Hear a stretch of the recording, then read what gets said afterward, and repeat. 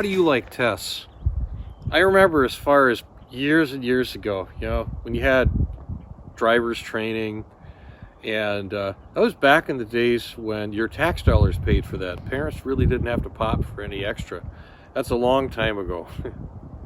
I remember I was so nervous going to take my behind the wheel test. And it really, really frustrated me because I missed passing my driving test. I failed my driver's test. I don't like failing. How about you? I don't like it at all. And especially when you think you're pretty good at it. I thought that I was pretty good at driving, but I failed the test. Well, I didn't fail it a second time. I passed, got my driver's license. But Jesus, when he was teaching the disciples, one of the things he wanted them to know is that your faith is going to be tested. Matter of fact, in Luke 22, he's talking to Peter, and he says, "Simon, Simon, indeed Satan asked for you that he may sift you as wheat, but I've prayed for you that your faith should not fail, and when you've returned to me, strengthen your brothers." Something that was said in the King James, I like the wording. It says, "when you're converted."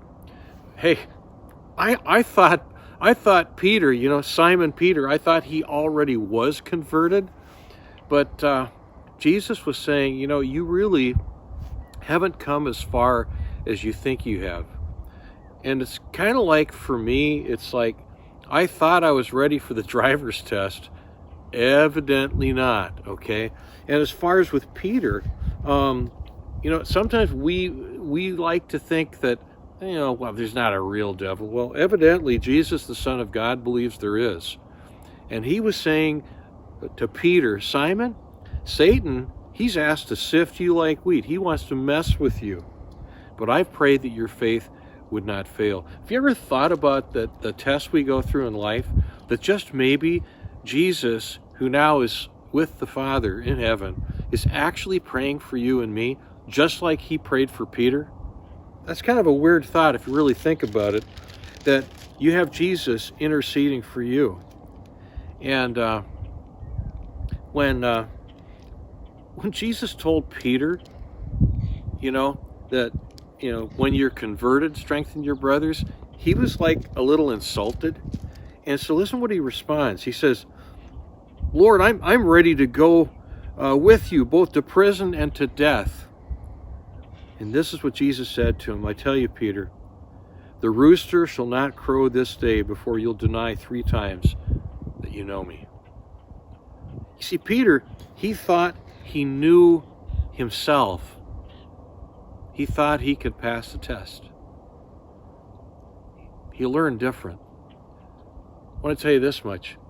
It's really important that Jesus, the Son of God, prays for his disciples. And I think you need to know that for yourself too. You need to know it's important that Jesus, who went to the cross for you, prays for you that your faith won't fail. We're going to talk about another prayer that Jesus prayed too. In John 17, Jesus was praying for his disciples. And one thing that he prayed for his disciples is that they would discover the importance of being one, just like Jesus and the Father are one. And but he took it just a step further, because in the 20th verse, Jesus said this, "I do not pray for these alone," talking about his disciples, "but also for those who will believe in me through their word, that they all may be one, as you, Father, are in me and I in you, that they also may be one in us, that the world may believe that you sent me." Are you catching this? Jesus is saying that if we, as followers of Jesus, can actually learn to be one, to get along, that will help the world at large to believe this whole thing about Jesus. And so there are 2 things that Jesus prayed that are huge. One of those has to do with the tests that you and I go through, that our faith wouldn't fail. And the really crazy thing is that Jesus simply said, to Peter that, I'm going to paraphrase, it's like, when this happens, and it's going to, you're going to do a face plant, but I want you to get up, and I want you to turn around, and I want you to strengthen your brothers. You see, for you and me, we'd like to think we're further along the journey than we are, but can I just tell you, it's not a matter of if, it is simply a matter of when you're going to fail. You're going to do something that you regret, and then you're going to wonder whether Jesus even likes you anymore. And if you can think of how Jesus prayed for Peter, maybe that gives you an idea of how he's praying for you. He's saying, you might think you're further along than you are, but when you're converted, when you turn around, get back to work. Get back to strengthening the people you walk with. And the other thing is that Jesus prayed for you and me. And he said, I want you guys to learn to get along with each other.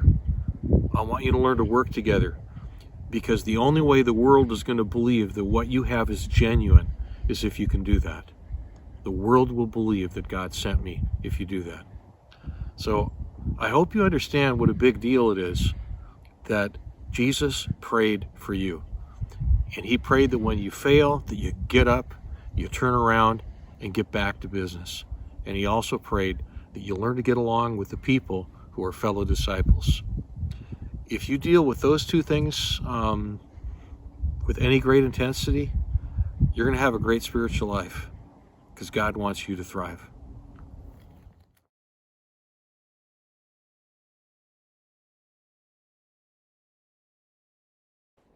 If Jesus prays for his followers, what does that show about his attitude towards his disciples? If you've ever felt like God rejects you, how does knowing Jesus prays for you impact those feelings?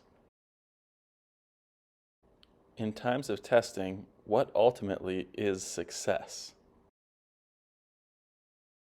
Why is being one as followers of Jesus so important? What does it mean to be one? The definition of a disciple of Christ means that we follow the teachings of Jesus. Is it possible to be one with people who reject the teachings of Jesus? Explain your answer.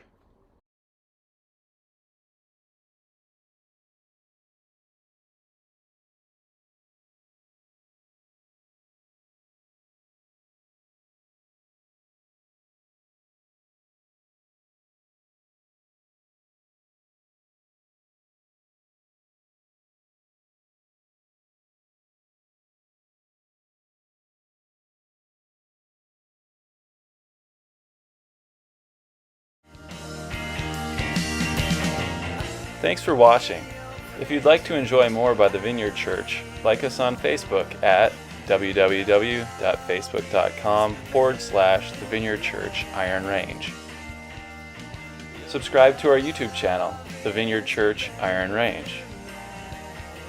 Or visit our website, www.ironrangevineyard.org.